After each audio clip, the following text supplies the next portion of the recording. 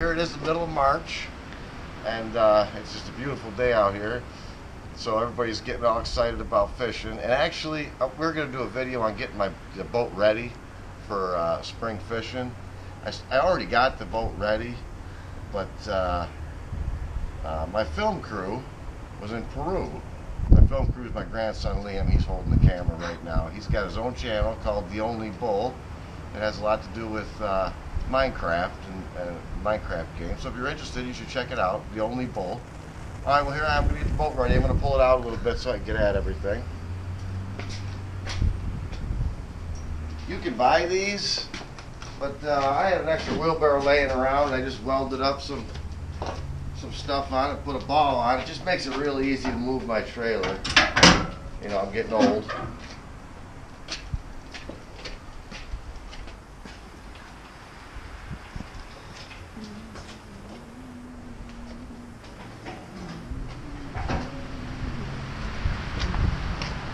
So I already did it, but one thing you want to do is you want to check your tires. I actually bought these are 2 new tires, and they're 6-ply instead of 4.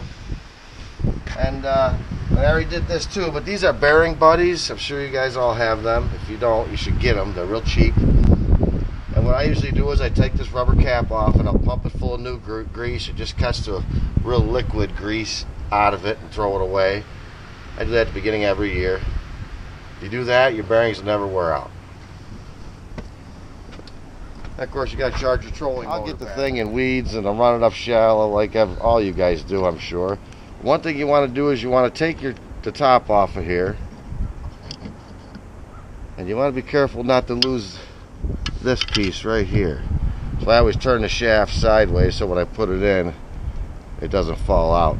But back in here, all this in here was all full of old fishing line and stuff like that. You want to get that off.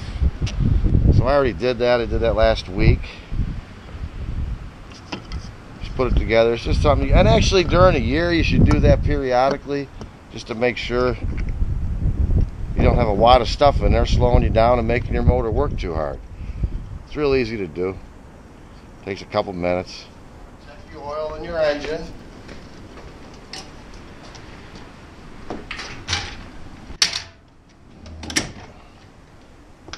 This says 9.9 on it. It's actually a 15. Back in the day, the regs were for 9.9s, but I checked out. Mine happens to be a 4-stroke, and I just recently changed this. It's real nice, clean oil, not too full. A lot of times your oil will come way up in here, and it'll get. It means it's loading up. A lot of times, if you troll for a long time, it loads up, and you're actually like build oil. It's actually getting fuel in there, and you want to make sure you change your oil. There's really not much you can do about it except change your oil as often as needed.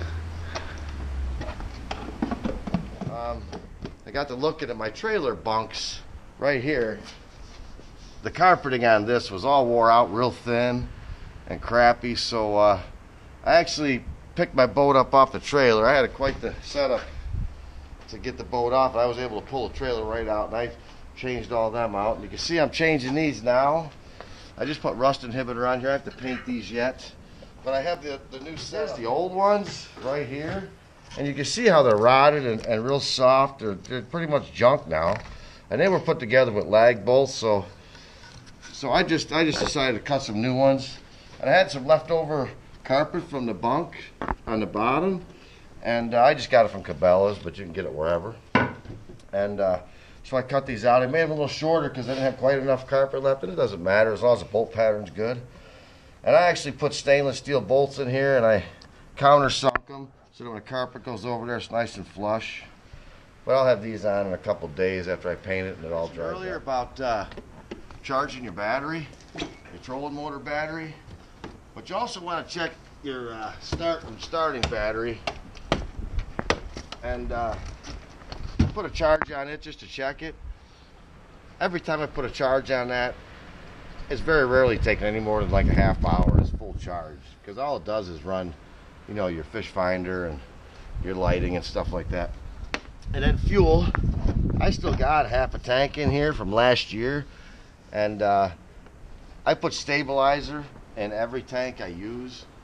And I've never had my carburetor lock up on me, the float stick or anything. And I'll hook this up to a hose, which I already did. I actually had it on the lake last week. We caught a couple fish, but nothing.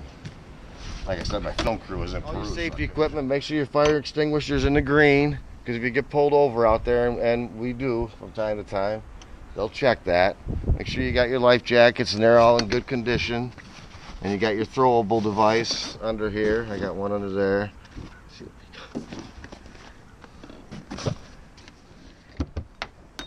And then once you hook the boat up to your truck, I just put my flashers on, and I check my lights, and if everything works, it's ready to go.